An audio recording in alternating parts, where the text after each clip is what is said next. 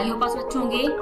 जैसा कि आपको पता है कि मैं आपको उत्तराखंड एग्जाम की तैयारी करा रही हूँ, और उत्तराखंड वीडियो ही नहीं, अगर आप उत्तराखंड के किसी भी एग्जाम की तैयारी कर रहे हैं तो मैं आपको उसकी प्रिपरेशन करा रही हूँ। आज हम करने वाले हैं उत्तराखंड वीडियो का प्रैक्टिस सेट।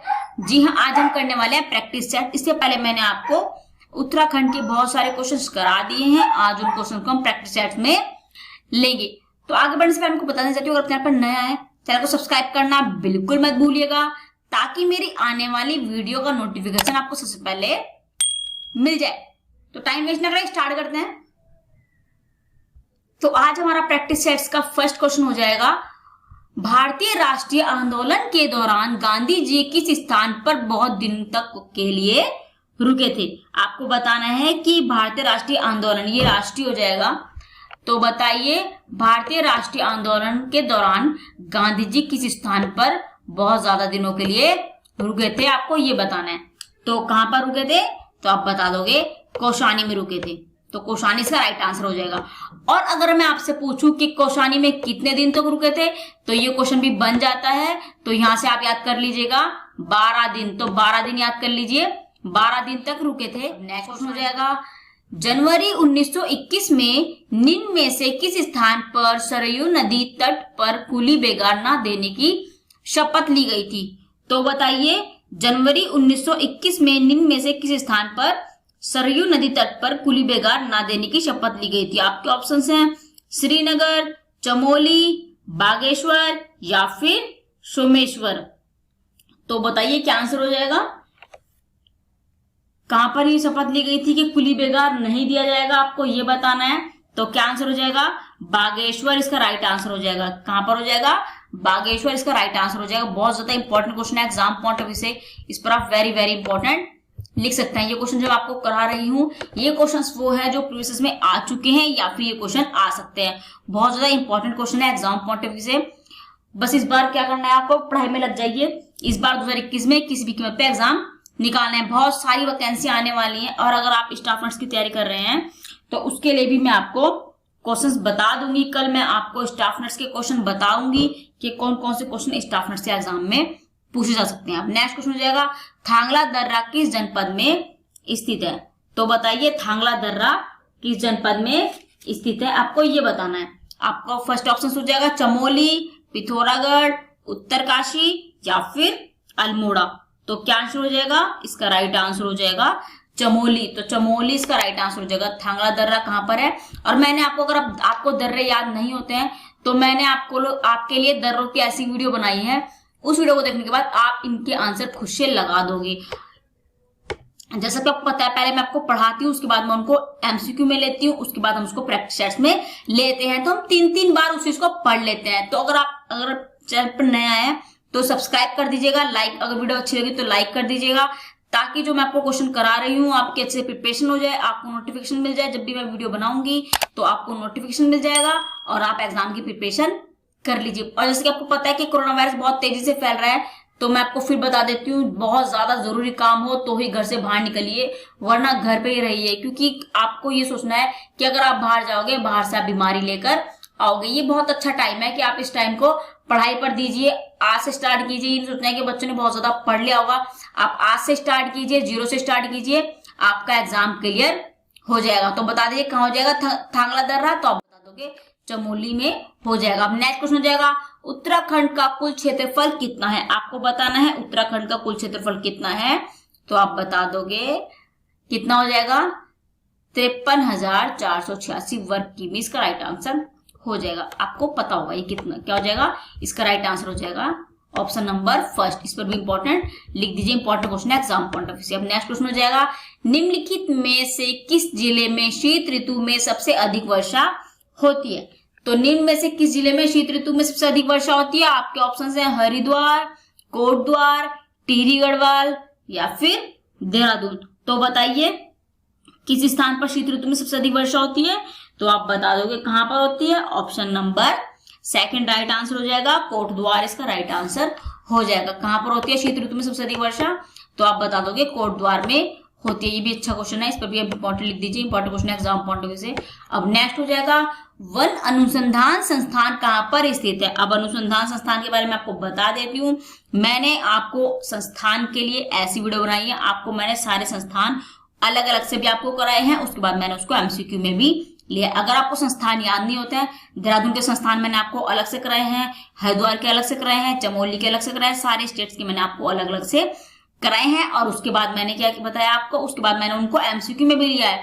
अगर आप उन वीडियोस को नहीं देखा होगा तो एमसीक्यू की वीडियोस को देख लीजिएगा, आपको सारे संस्थान याद हो जाएंगे। तो बताइए वन कहाँ पर स्थित है। आपके ऑप्शन हैं दिल्ली में, देहरादून में, भोपाल में या फिर लखनऊ में। तो बताइए वन अनुसंधान संस्थान कहाँ पर है। तो क्या आंसर हो जाएगा, इसका राइट आंसर हो जाएगा देहरादून में। तो कहाँ पर है वन अनुसंधान संस्थान, कहाँ पर है, देहरादून में स्थित है। जैसे एफआरआई बोलते हैं ना, तो उसी की बात हो रही है। तो कहाँ पर है, तो आप बता दोगे देहरादून में स्थित है। तो देहरादून का राइट आंसर हो जाएगा। चलते हैं नेक्स्ट क्वेश्चन की ओर। हमारा नेक्स्ट क्वेश्चन हो जाएगा, इंपॉर्टेंट लिख दीजिए इस पर भी, इंपॉर्टेंट क्वेश्चन है एग्जाम पॉइंट ऑफ व्यू से। वैसे तो सारे इंपॉर्टेंट क्वेश्चन है जो मैं आपको करा रही हूँ, इन क्वेश्चन को अच्छे से कर लीजिए प्रैक्टिस। मैं आपको वही क्वेश्चन करा रही हूँ जो बहुत ज्यादा इंपॉर्टेंट है, जो एग्जाम में बन सकते हैं, उन्हीं क्वेश्चन को मैं आपको कराती हूँ। जो क्वेश्चन इंपॉर्टेंट है, जो आ चुके हैं, या फिर जो क्वेश्चन आने के चांसेस ज्यादा है, उन क्वेश्चन को ही मैं आपको कराती हूँ। तो नेक्स्ट क्वेश्चन हो जाएगा, उत्तराखंड में जड़ी बूटियों की प्राप्त होने वाली किस्में लगभग कितनी है। तो बताइए उत्तराखंड में जड़ी बूटी की प्राप्त होने वाली किस्में कितनी है। आपके ऑप्शन है 100, 500, 1000 या फिर 1800। तो बता दीजिए क्या आंसर हो जाएगा, कितनी हो जाएगी। मैं आपको एक ही क्वेश्चन दो बार इसलिए कराती हूँ ताकि आपको इसी वीडियो में क्वेश्चन याद हो जाए, आपको इन क्वेश्चंस को दोबारा देखने के लिए दोबारा इस वीडियो को देखने की जरूरत नहीं हो। तो क्या आंसर हो जाएगा, कितनी किस्में हैं, तो आप बता दोगे कितनी किस्में हो जाएंगी। तो आप बता दोगे 500 किस्में। तो 500 इसका राइट आंसर हो जाएगा।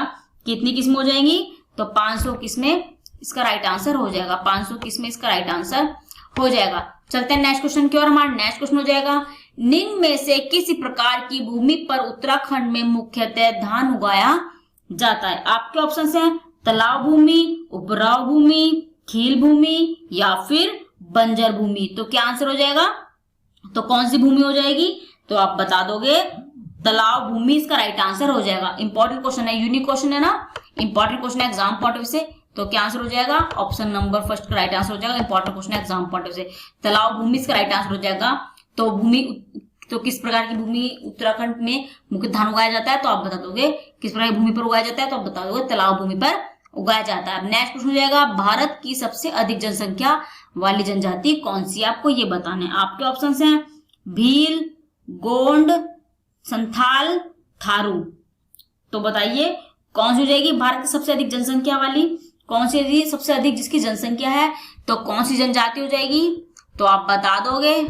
उसका राइट आंसर हो जाएगा option number second right answer हो जाएगा। कौन सी जनजाति है, तो आप बता दोगे गोंड जनजाति है। अब नेक्स्ट हो जाएगा, अंडमान और निकोबार द्वीप समूह में सबसे अधिक ऊंचाई वाली चोटी कौन सी है। आपके ऑप्शन हैं सैंडल पीक, माउंटर थ्विलर, माउंट दियावोलो, माउंट कोयल। तो क्या आंसर हो जाएगा, इसका राइट आंसर हो जाएगा। बहुत ज्यादा इंपॉर्टेंट क्वेश्चन है एग्जाम पॉइंट ऑफ व्यू से, ऐसे क्वेश्चन एग्जाम में बन सकते हैं, बहुत ज्यादा यूनिक क्वेश्चन है क्योंकि बहुत ही कम बच्चे इस क्वेश्चन का आंसर लगाएंगे। तो बताइए क्या आंसर हो जाएगा, तो आजकल इसका राइट आंसर हो जाएगा ऑप्शन नंबर फर्स्ट इसका राइट आंसर हो जाएगा। सैंडल पीक इसका राइट आंसर हो जाएगा। तो सैंडल पीक इसका राइट आंसर हो जाएगा। तो इंपॉर्टेंट क्वेश्चन है एग्जाम पॉइंट ऑफ व्यू से, यहाँ पे इंपॉर्टेंट लिख दीजिए। बहुत इंपॉर्टेंट क्वेश्चन है, ये क्वेश्चन आपको एग्जाम में देखने के लिए मिल जाएंगे। तो प्रैक्टिस सेट्स अच्छे से कर लीजिएगा। अगर आपको एग्जाम में क्लियर होना है तो जितनी मैंने आपको प्रैक्टिस सेट्स कराए हैं, उन प्रैक्टिस सेट्स को, इस प्रैक्टिस सेट्स को देखने के बाद उन प्रैक्टिस सेट्स को भी देख लीजिएगा। अब नेक्स्ट हो जाएगा, चंद राजाओं का राज चिन्ह कौन सा है। तो बताइए चंद राजाओं का राज्य चिन्ह क्या हो जाएगा। तो मैंने इसमें वन लाइन में दे दिया है। तो क्या आंसर हो जाएगा, गाय इसका राइट आंसर हो जाएगा। तो क्या हो जाएगा, गाय इसका राइट आंसर हो जाएगा। अब नेक्स्ट हो जाएगा, चंद वंश का अंतिम शासक कौन था। तो बताइए चंद वंश का अंतिम शासक कौन था, तो आप बता दोगे महेंद्र चंद। तो महेंद्र चंद का राइट आंसर हो जाएगा। इंपॉर्टेंट क्वेश्चन है एग्जाम पॉइंट ऑफ से, ये मेरे को इंपॉर्टेंट लगे तो मैंने इन क्वेश्चन को ले लिया है। तो ये मुझे इंपॉर्टेंट लग रहे थे एग्जाम पॉइंट ऑफ से, क्योंकि ये क्वेश्चन कई बार एग्जाम में पूछा गया है। चंद राजाओं का राज चिन्ह क्या होता है, तो गाय होता है। कुछ क्वेश्चन ऐसे होते हैं जो एग्जाम में अगर आप उनको देखते ही उनके आंसर लगा दोगे। लेकिन अगर आपने उसको एक बार भी नहीं पढ़ा है तो उसका आंसर नहीं लगा पाओगे। लेकिन अगर आपने इन क्वेश्चन को एक बार भी देख लिया तो आप इसका राइट आंसर ऑप्शंस पढ़ते ही लगा दोगे।